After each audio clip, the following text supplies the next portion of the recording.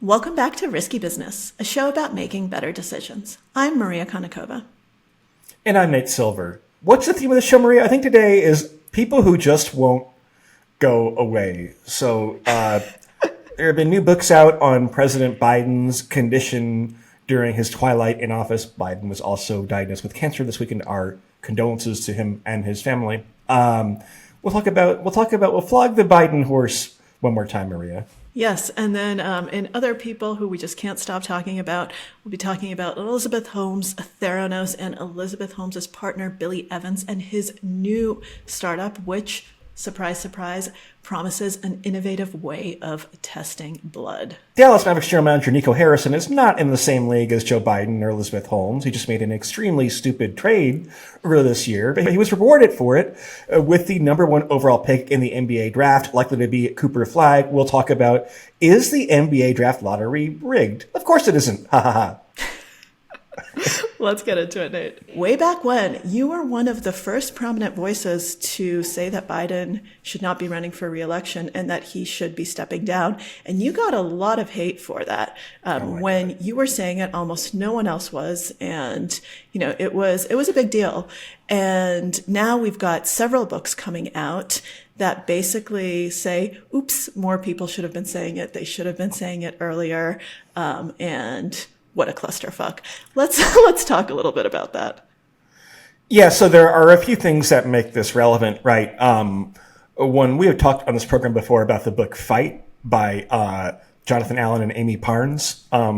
There's another book out called Original Sin, which takes a slightly longer exposure, fights mostly about the period where Biden has this terrible debate and then is kind of forced to drop out. This takes a longer lens. I've not read it yet. I've read the extensive excerpts and previews of it. It's not actually published yet. I think it's this week. So that's one thing, right? Number two, Joe Biden over the weekend was diagnosed with, I believe, stage 4 prostate cancer, correct? Yes, correct. It has spread to his bones. It's a pretty advanced stage. So our condolences to Biden's family, but this is not entirely non-germane to the topic at hand, right? Third, the audio transcript. So one of the earlier warning signs for Biden was he was under investigation by a special counsel named Robert Hur last year for document. Actually 2 years ago, I guess, right? For document retention practices, a thing that no president seems to be very careful about these days. Her issued a report saying, I'm not going to charge him because he's, quote, an elderly man with a poor memory. And what's the point, right? He's going to go on the witness stand and forget half this shit anyway, right? So of course, all of the Biden people and all the apparently nonpartisan media flipped out about this when it happened. However, the Biden White House refused to release the audio or the video of these interviews, right? Making up some bullshit excuse that only stupid people bought, but there are a lot of stupid people in election years, right? And so now the audio's out and Biden's stuttering and stammering. It's not any different than you'd expect given that they were afraid of it being released. But still, that shines more of a lens on the story. But Maria, can I give you the kind of hard question so I don't have to answer it first? How did you feel when you heard about the cancer news? I felt obviously absolutely horrible for Biden. I mean, I don't wish that on anyone. I also, I think that we're in a really shitty situation right now, and the country is really, really hurting. And we've talked on this pod a lot. It doesn't really matter kind of what someone's political leanings are to be able to point to some things like, what's happened to USAID, to scientific funding, to research, to innovation, to all, tariffs, as we've talked about many, many times, to all of these facets of American life, First Amendment protections, all of these things. And, that's, I don't want to say squarely on Biden's shoulders, but a lot of that is on Biden's shoulders for, refusing to do what he said he would do, right? If you remember, Nate, you probably actually remember this quote more accurately than I do, but what was his way of phrasing it when he was elected the first time, right? I think he said that he was going to be a bridge, right? Something like that he was someone who was going to be a bridge to kind of protect against Trump and bring America forward. And then, a bridge ends, right? A bridge goes from bank to bank, and then you get off and you're on the other side.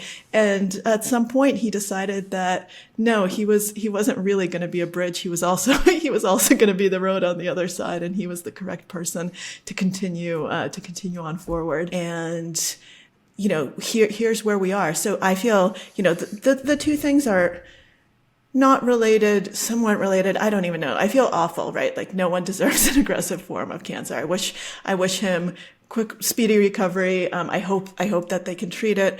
I hope that he has a comfortable old age, but, I'm not in a very pro-Biden frame of mind in general. Yeah. I have trouble mustering up that much sympathy under the circumstances. Right.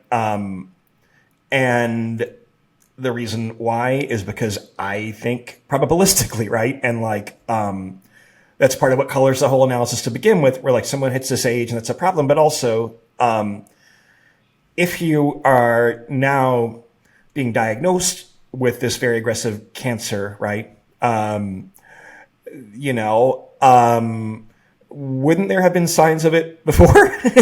I mean, I asked ChatGPT, the O3 model. People have different opinions on how appropriate it is for medical diagnosis, but it's trying to summarize a bunch of research on the internet and in journals and things like that. And it said, yeah, there's a high probability that if the cancer is this advanced, that it would have been detectable a year or so earlier. It's like an 80 or 90% chance, right?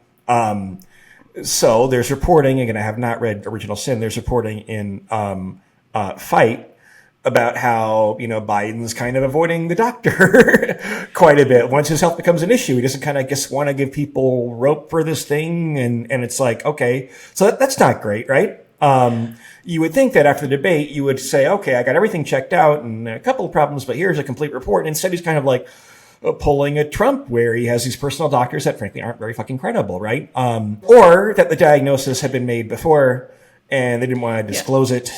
I don't know. Well, either of those things is pretty damning, because the first is, I think we've all been there or that moment where you think something's wrong and you're kind of in denial and you don't want to go to the doctor because you don't want to confirm it. So you're like, I'm just going to put off this appointment, right? It's not that important, because you don't want to know. It's a very, very human response.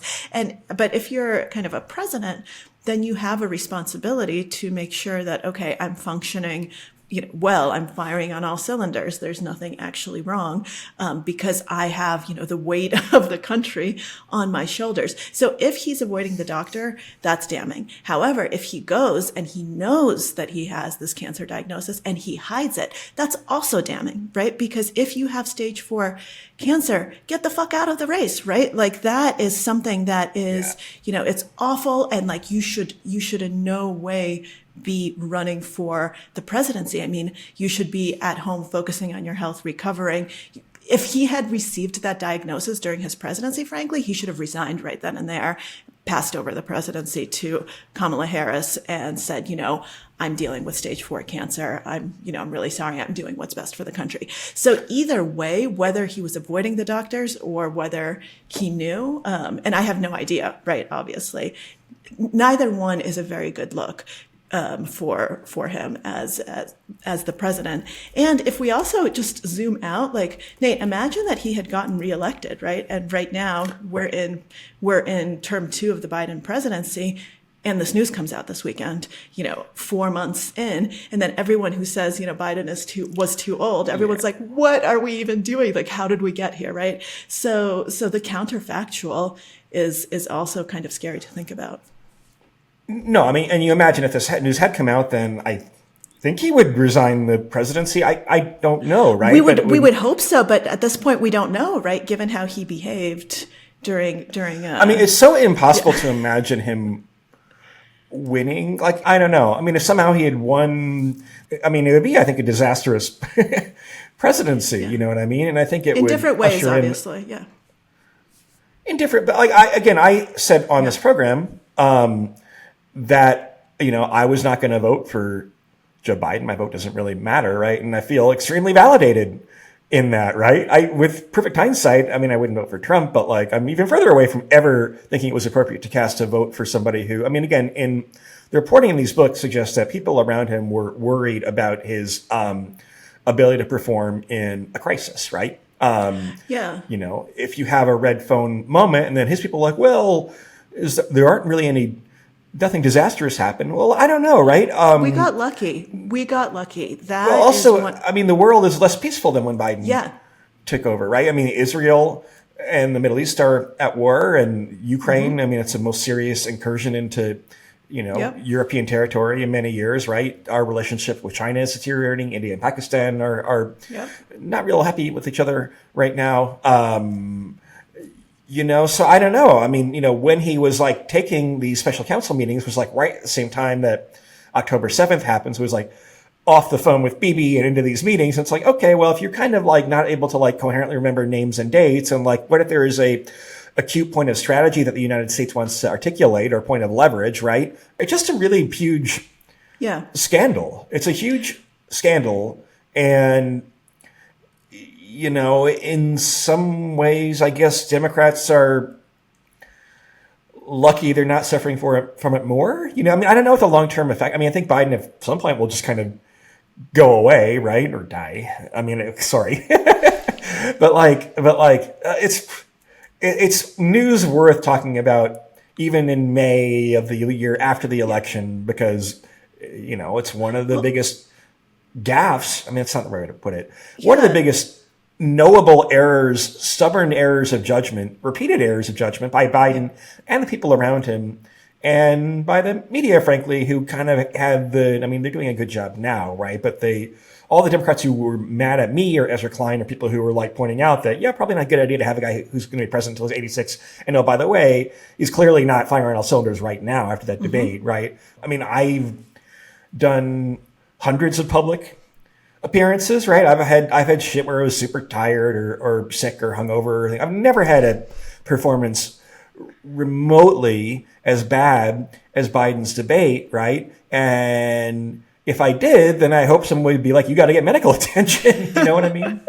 I think that it's important to be talking about this now, both to understand what happened, but also to figure out, how on a broader scale, like how do we prevent something like this from happening again? How do we actually learn from this, right? So that going forward, we don't find ourselves in a similar situation. And by we, I mean the country, right? I don't mean, the Democratic Party, the Republican Party, because this could happen to either party. and I think that people do need to be empowered to say something and not shut up, because I think that psychologically speaking, there are multiple forces here. I mean, first, from like the Biden camp internally, you do have kind of this cycle of motivated reasoning, which basically, is confirmation bias on steroids.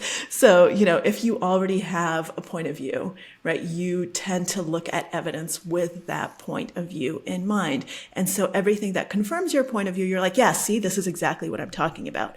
Everything that disconfirms it, you're like, oh, no, well, this is bullshit, for these reasons. And you don't weight them correctly, right? You think that you're doing an objective analysis, but it's a motivated analysis, motivated by your own biases and your own agenda. And so I think that, I've talked before about followers of Trump kind of being under the sway of a con artist-like mentality, right? Where you kind of, once you buy into this, you're just kind of part of that, and you can't see things to the contrary. I actually think that that's true to some extent of what was happening to the Biden camp as well, that you kind of buy into kind of the reality that no, Biden, this is fine, right? That this is fine, dog, that I have behind me during our tapings, that this is fine, and that everything to the contrary we dismiss, and every moment of clarity where Biden has like a good interview, right? Or a half an hour where he's sharp, you're like, see, he's totally fine. Everything is fine. And so you have that on the one hand. And on the other hand, you have the pressure, right? The pressure from different external forces and internal forces to show cohesion, to kind of be loyal to the party. And people often don't understand, and I think that this is important to understand both in the past and currently what's happening in the Republican Party, that sometimes being loyal to the party means speaking out, right? And saying, hey, this is not okay. This is actually undermining our party, right? In the long term, what is happening with the party is hurting the party. That can be the act of loyalty. But instead, people just like kowtow and shut up and meekly say, yes, we will follow the party line. And that can actually be devastating. Yeah, look, I think they're both bad, but not quite the same phenomenon. I mean, I think in some ways Democrats plays maybe less narrowly stupid and more cynical in some ways, right? Like, so I think, number one, I think that people close to Biden did or must have had some idea. A lot of these books are reported on background, right? Which means it's hard to attribute kind of what was generally known versus who knew what, right? But like, my model is like, people knew. I mean, Biden was obviously being like shielded a lot. I went through his entire schedule for 4 years, and there were 8 instances in 2013 and another 8 in 2024. So 16 total in the final 2 years, where he does not have any public appearances for 4 days or more in a row. And some of those, okay, I guess the president's entitled to a vacation, but like, I mean, his schedule becomes very sporadic and erratic. But also, I mean, Democrats are selecting for people who go along with the program, right? I mean, this is like, this is part of the personality type of what I call the village in my book, right? Which is, it's risk averse, do-gooder types. And so brown nosing is a big part of the game. And Jennifer O'Malley Dillon, who ran Harris's campaign and ran Biden's campaign, so they're reporting these books, is like, yeah, she is somebody where if you have bad news or a dissenting point of view, then don't tell it to Jen, right? And how she mind warped Kamala Harris into making herself Kamala Harris's campaign chief too. I mean, that was just, I'm much more sympathetic to Kamala Harris than I am to Joe Biden. But that decision was ill-advised, I would say. And that's also the implicit thing too, is like, so the Biden people thought that, okay, well, Harris can't win. Well, you're the ones who fucking picked her as your vice president, right? I mean, the low esteem in which the Biden people held Kamala Harris, right? First of all, you have a vice president, and whatever you think of her as a candidate, I mean, she definitely is a knowledgeable person who, attorney general, senator, definitely traditional qualifications, right? In the largest state in the country. And so she probably should have been president. I would have felt safer in a crisis with Kamala Harris. I'll be honest, I would feel safer with Donald Trump picking up the red phone than Joe Biden. Like, it's not even close. Like, I don't think he hasn't gotten. I'm not saying I prefer Trump overall. I certainly wouldn't, right? But I mean, at least he has his wits about him, such as they are, right? But anyway, yeah, the low esteem, and then if you read Fight, a lot of it is like, well, the Biden people don't want Harris exactly. And the dissenters of the Democratic Party, so like Barack Obama and Nancy Pelosi, also don't want Harris. They want kind of this open primary, but she kind of emerges as this compromise option, in part because the Biden people are like, you don't want me? Well, fuck you. You're getting her, right? I'm not exaggerating by much, right? Like, there's that attitude. Yeah, it's just this morass of stuff that like, and then I also got some pushback from some people about like, I wrote an article last week saying, okay, enough with the media victory lap here, right? I mean, maybe we should have like, there's all this reporting. I understand when you're reporting a book that sometimes people tell you things on the condition of this is going to come out in a year, right? I mean, for On the Edge, I had some of that. People say, well, I'll talk to you on the record because it won't be published for 2 years and I trust you to do a fair job. Whereas I couldn't just go turn around and write like a newsletter post about that or something, right? But still, I mean, the U.S. was lucky, I think, to avoid an acute crisis. Yeah, it absolutely was. And just for the record, I have not read either book. I've read some excerpts from both of them, but some of the information there is pretty damning in the sense of like not recognizing George Clooney, which by the way is huge, right? Like let's just say that pretty recognizable guy that George Clooney's face, Nate. So I don't know if you know this, but so there are psych studies on brain damage, kind of different types of neural damage and kind of cognitive function loss.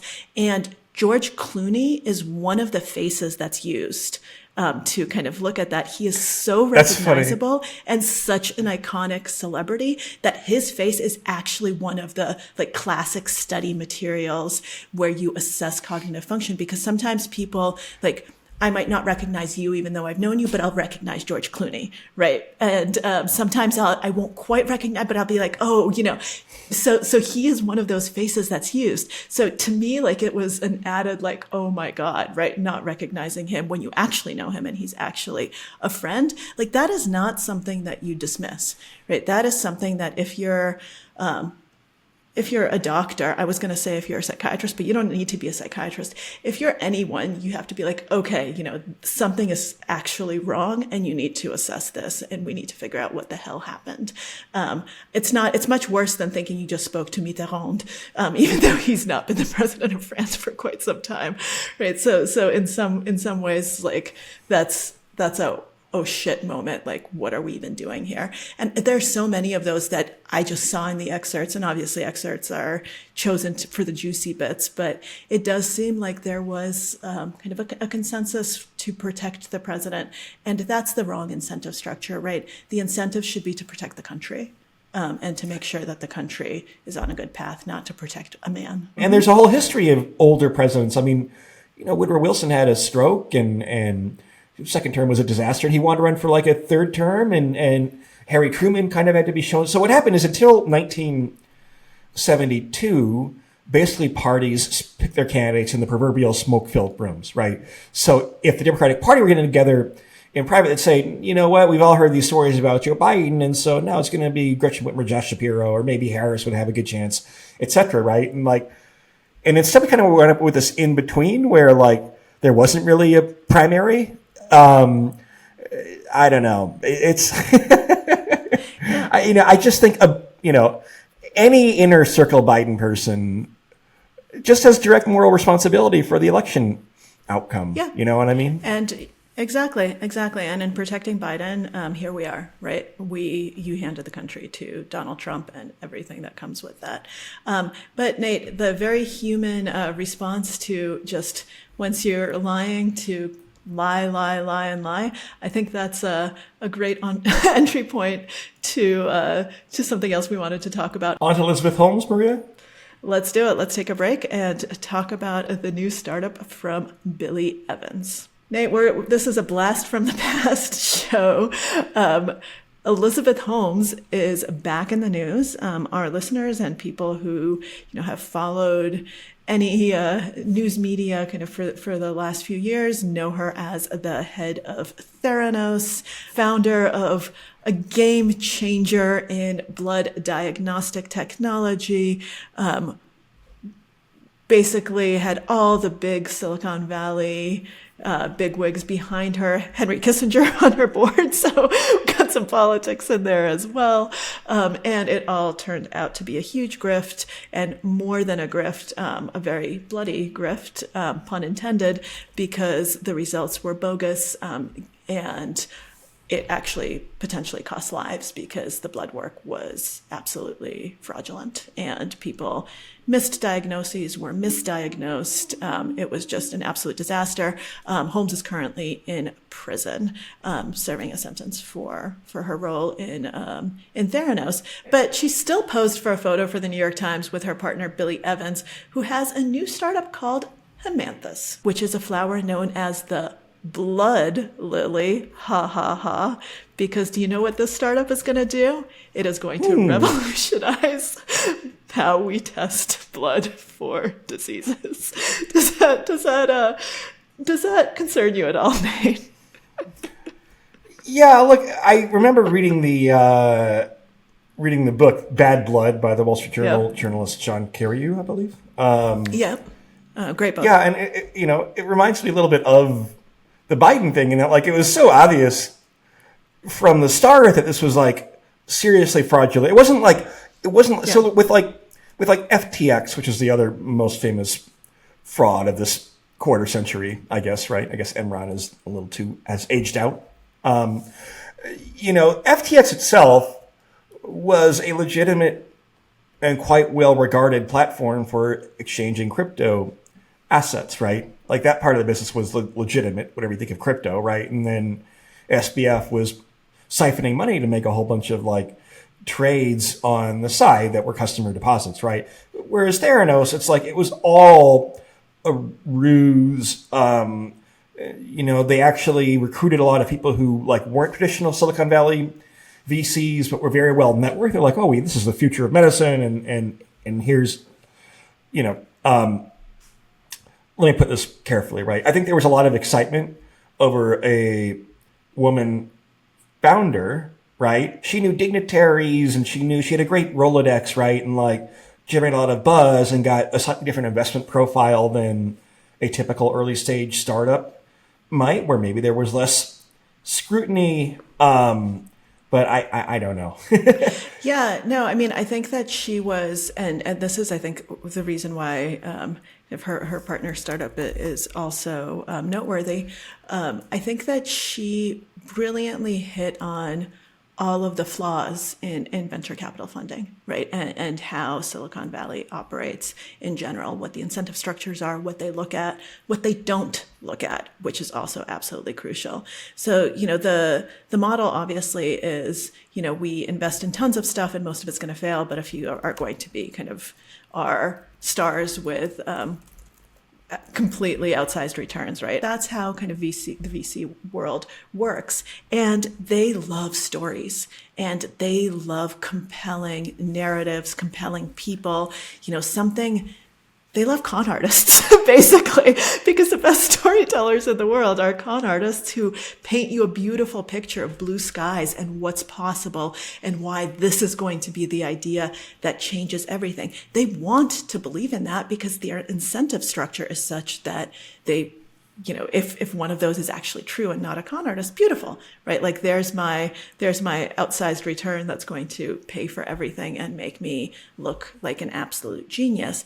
And the problem is oftentimes, it's hard to tell, where the line is between a compelling story with a real idea, a compelling story with a not real idea. In this case, as you point out, Nate, it's very clear very early on that there were major holes in Elizabeth Holmes's story. But because of kind of a lot of the glamour associated with it, motivated reasoning, right? This is what we were talking about when we were talking about Biden. It's easy to overlook it if your incentives are to believe. And we've talked about a lot of those holes, the fact that she dropped out, her former advisor said, this is, this ain't good. A lot of prominent scientists were like, this is bullshit.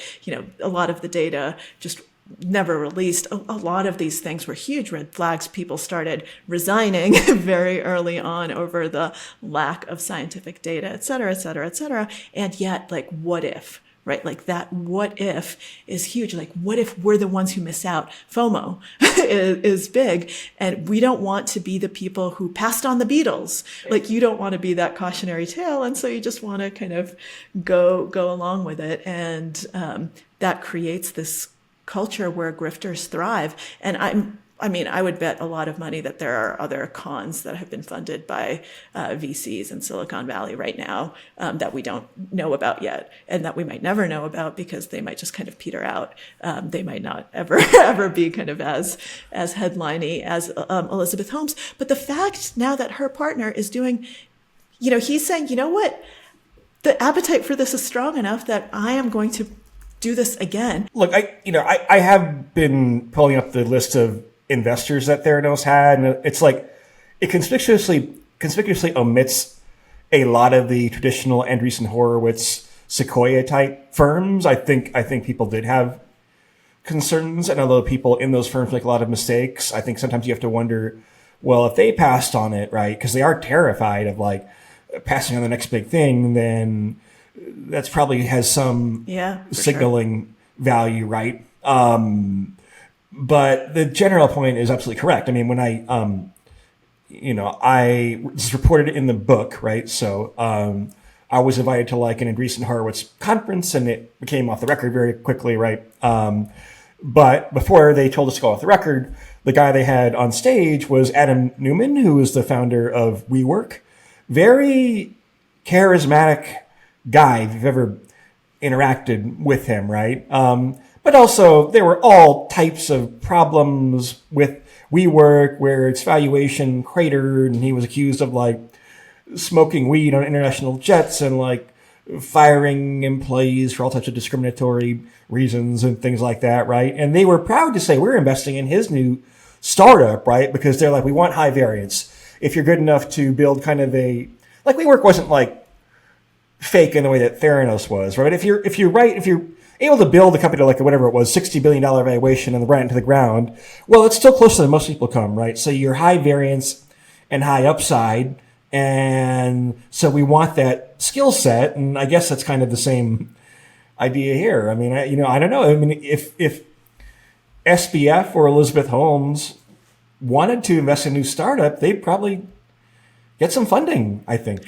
I think they would as well. This is, this is one of those things where I think it's true in a lot of the finance community. You have people like who, not even startups in the hedge fund industry who've blown up multiple hedge funds.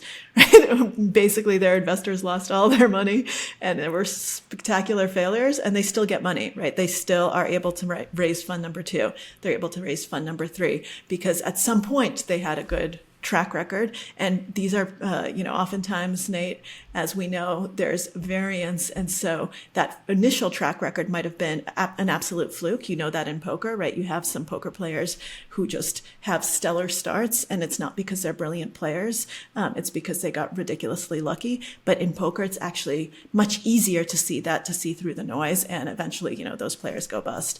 But in the world of stock markets, sometimes, it's easier to take, it's noisier, right? So it's harder to be like, oh, this was just someone who was a luck box, not someone who's a good investor. And so if you're initially a luck box, then you get money over and over and over, even if you just keep blowing it up. And think about how many poker players, by the way, even in a world that's less noisy, go bust multiple times and yet still find people to lend them money. And so I think that we do see this sort of thinking in that world over and over and over. And so I think absolutely once, Elizabeth Holmes' 11 years are up, if she wants to do company number 2, some people will invest in her, even though there are probably a lot of people you should invest in before you invest in her.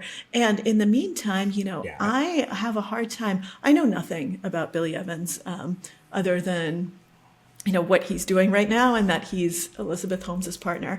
And to me, that's, I hate judging someone who I've never met, but that's pretty damning. Like, do we think, like, is there a universe where he's a true believer? I don't think so. I mean, either you're an absolute idiot or you're a cynical person who knows exactly what he's doing. I'm going to go for option B.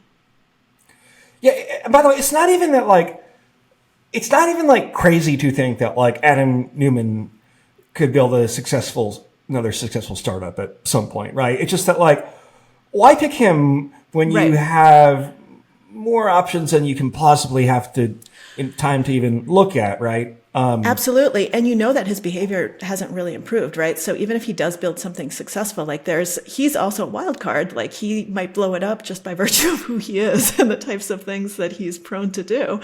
Why are you investing in someone like that? I totally agree with you, Nate. And while, with someone like Billy Evans who doesn't have a track record, like might be a good guy. Like we might look at him and be like, oh, everything is great. But it just, why, if you're an entrepreneur and like your partner is Elizabeth Holmes and how that shit went down and the science was not there, by the way, for being able to test, one single drop of blood. Like there was no science behind it. It was just not possible to do what she wanted to do. And to say that, oh no, well now, Now we have the science behind trying to do the exact same machine, basically same technology. Like, man, oh man, is he going to be able to raise the $50 million that he wants initially? And he says he'll need 70, you know, to really kind of bring it to scientific fruition. I honestly hope not, because it's gonna, like, my estimation is already pretty low of that world. It's going to fall even further if there are people who are willing to give him $50 to $70 million. Should people be responsible for what their partners do? No, but if you are launching an identical startup to the fraud that was perpetrated by your partner, for which he is now serving jail time, I don't know, to me that's a little bit different. I mean, during the wokeness peak, there was like this MLS soccer player who's like, wife had like put on social media a bunch of really racist stuff, and then he had to like leave the team, right? Which doesn't seem very just. No, that's totally not fair. I think there's a lot of nuance there, and it depends on the circumstances. So no, I don't think you're responsible for what your partner does.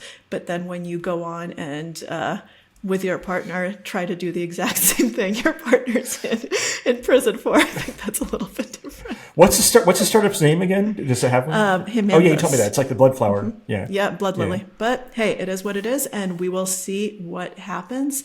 And all I can say is, please, venture capitalists who listen to our show, Silicon Valley more broadly, like, please try to invest in people who actually have the background for what they're doing, and who are credible, and not give more and more money to grifters just because they know how to tell a compelling story.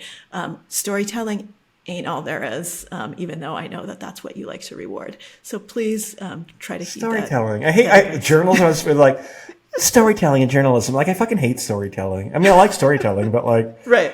Yeah. The minute you call it storytelling, it's like, that's just an excuse to like prioritize the narrative over the facts, and to prioritize and to exactly put a little spin on the ball, I think, right? All right, so let's take a quick break, and then Nate, I'd love to hear, because I love conspiracy theories, but I don't know much about the Mavs, so I am very curious to hear about what all of this conspiracy thinking is about. So let's get into it after the break. Nate, tell me, what is going on with the Mavs and conspiracy theorists the world over? So the Dallas Mavericks won the NBA draft lottery. Was it last week, I guess? They had a 1.8% chance of being picked. The top teams have around a 14 or 15% chance, and their combination of ping pong balls came up. So they will presumably be drafting Cooper Flagg, who was the one of the few college players ever to win National Player of the Year as a freshman.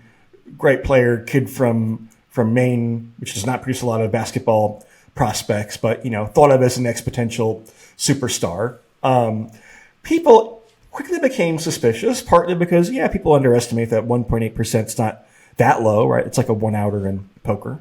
But they had made an inexplicable trade earlier this year where Luka Doncic, maybe the top, in my opinion, maybe about the fifth best player in the NBA. Some people might have him a little higher, put him 5 or 6 or something like that, right? Was traded for Anthony Davis, who promptly got hurt, and one first-round pick and a mediocre player named Max Christie, right? And so, like, if you had done an auction around the league, they would have gotten, like, literally twice as much of a return, maybe more than that, right? They sold for, like, 40 cents on the dollar. However, conveniently, you now have Luka, one of the league's glamour players, playing with LeBron James in Los Angeles for the Lakers, one of the league's glamour franchises, right? Probably the Lakers are the premier, if you want a team to be really good, probably Lakers, Knicks in that order if you're the NBA. So why would they do this? Well, if it turns out they're also getting the first overall pick and Cooper Flagg, that's a pretty fair trade. AD and Cooper Flagg for Luka, who's about to have a big contract extension, looks pretty good. And so that's triggered some conspiracy theories. It's not the first time, right? LeBron James grew up in Akron, Ohio. Conveniently, the Cleveland Cavaliers win the draft lottery that year, for example. Which other ones are alleged? Other things were like when teams, when the New Orleans Pelicans which were then like owned by the NBA, like traded away. Also Anthony Davis. They got the first pick in Zion Williamson. So whenever there's a big prospect, it seems to end up in a convenient place. But I'd say a few things about that, right? Like, number one, a lot of people would have to be in on this conspiracy, right? They draw the ping pong balls in front of a sealed room full of people in the media. Zach Lowe, formerly of Grantland and ESPN, now of The Ringer, I believe, was among them. You can go listen to his account on his show, right? And it's pretty transparent. They have this complicated code. So it's like not just one ping pong ball, but you draw 4, and each code lines up with a set of teams that are picked, right? So they'd have to, enlist Ernst & Young, I believe is the accounting firm they work with, to rig the actual mechanics of the ping pong balls, right? And that would be a lot. And a lot of people would have knowledge of this and would feel chafed about it potentially. I mean, who knows? People kept tight-lipped about the Biden thing for a long period of time. But I'm also not sure that if you're the league, you necessarily would want Cooper Flag in Dallas as opposed to, maybe, I don't know. It is a pretty big market, right? Maybe, I don't know. Well, Nate, in general, I always like to push back on conspiracy theories, right? Because human mind loves to see them where they don't exist. And we do know as poker players, one-outers happen, right? They happen way more often than you feel like they should happen. That said, I'm working on a book about cheating. And one of the things that I was recently researching, I don't know if you remember this, I wasn't born yet, but it was a huge scandal in 1980, Pennsylvania lottery scandal, the 666 fix. They actually were able to rig the lottery, and they had specially weighted balls so that a special limited number of combinations were more likely to be drawn. And so, obviously you need someone on the inside in the ball machines, but this was done.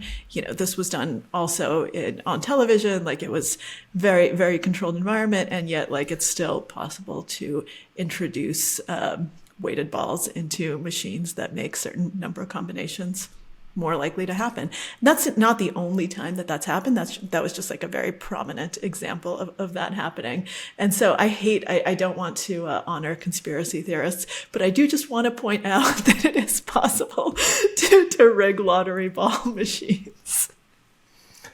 Shaquille O'Neal just alleged that in 1992, then NBA Commissioner David Stern asked him if he wanted to go to a cold weather or a warm weather city. Guess who won? It happened to be the Orlando Magic, one of the warmest destinations in the NBA, not the Minnesota Timberwolves or something like that. And so, I think people are mostly joking, and I think I'm mostly joking. I would say that, there are big incentives for, the league to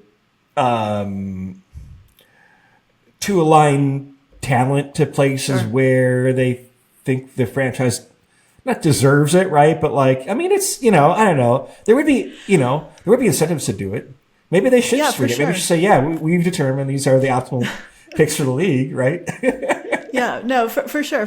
And I also am mostly joking. And I think that it is important to kind of, to make it clear that it's unlikely that anything is rigged, but, incentive structures do matter, right? So if you wanted to kind of prevent these sorts of things in the future, I think looking at the incentive structures and trying to figure those out would probably shut up a lot of the conspiracy theories, because it is easy to joke about them, and it is easy for something like that to happen.